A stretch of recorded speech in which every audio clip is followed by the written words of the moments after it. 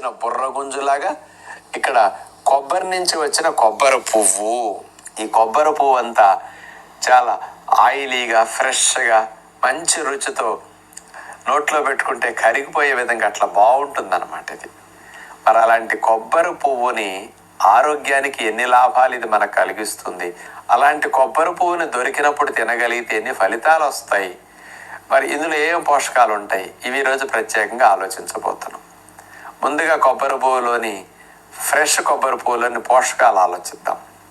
100 గ్రాములు కొబ్బరి పువ్వుని తీసుకుంటే అందులో నీటి శాతం 89% నీటి శాతమే ఉంటుందన్నమాట. 100 గ్రాములు కొబ్బరి పువ్వులోని శక్తి 47 కిలో క్యాలరీల శక్తి అన్నమాట.